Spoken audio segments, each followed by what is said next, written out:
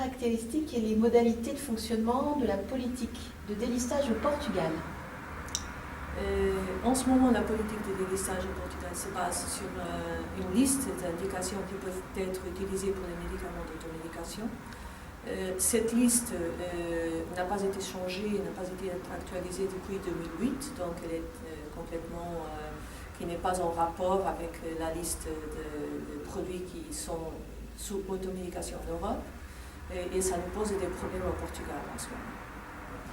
Y a-t-il des points forts de cette politique de délistage tout de même? Les points forts, c'est que quand la liste a été faite, c'était positif d'avoir une clarté de critères et que la concurrence de tous les médicaments dans cette catégorie avait les mêmes opportunités.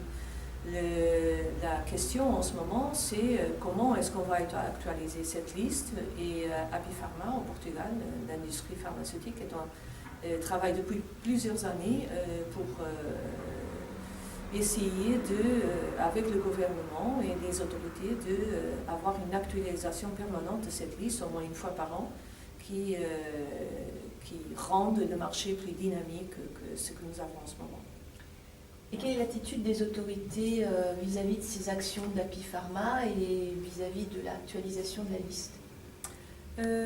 Les autorités veulent surtout travailler en ce moment sur ce qu'ils appellent une troisième liste de OTC au Portugal, et apparemment ce serait une liste qui, ces médicaments seraient seulement vendus en pharmacie et pas en parapharmacie.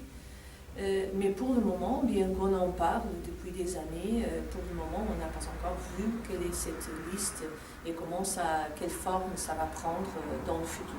Qu'est-ce qui peut bloquer, selon vous, l'élaboration de cette liste?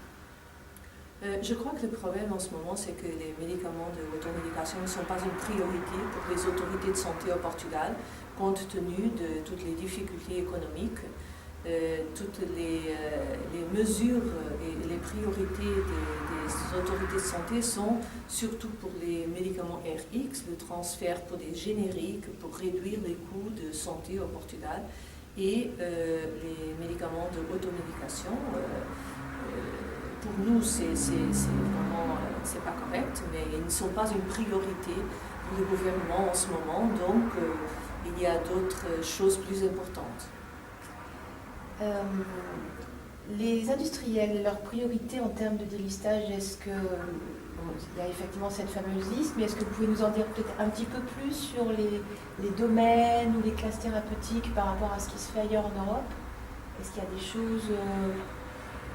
La liste est très statique depuis 2007. Il y a seulement deux indications qui ont été ajoutées, surtout par des dossiers qui ont été soumis par une procédure centralisée européenne à la EMA.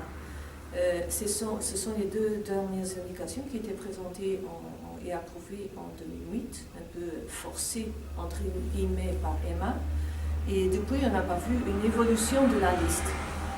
Apipharma a présenté 10 indications de plus qui pouvaient être considérées.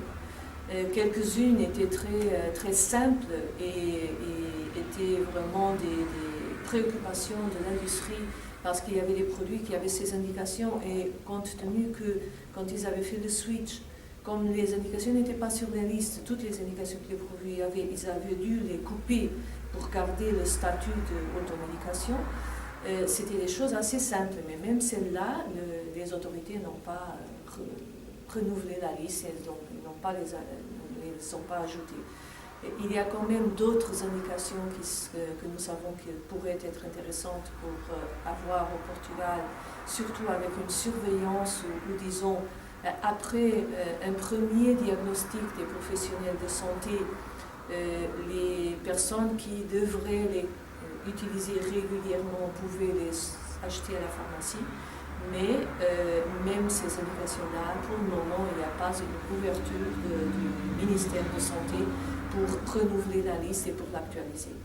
On parle beaucoup, surtout cette semaine, je crois qu'un peu aussi à cause de ASGP, on parle beaucoup de la troisième liste, mais comme j'ai dit, au fait, je n'ai rien vu de quelle forme ça peut prendre. Il y avait aussi un groupe de consensus sur l'automédication qui intégrait les autorités de santé et tous les players du marché. Donc il y avait les pharmacies, les médecins, les dentistes, les consommateurs, l'industrie, et qui travaillaient ensemble sur toute la problématique des produits d'automédication au Portugal. Mais aussi ce groupe-là, on n'a pas réussi à le réunir depuis 2008. Donc l'industrie essaie aussi de dynamiser ce groupe et d'influencer le ministère de Santé pour qu'on recommence à réunir et qu'on puisse s'occuper de l'industrie de l'automédication.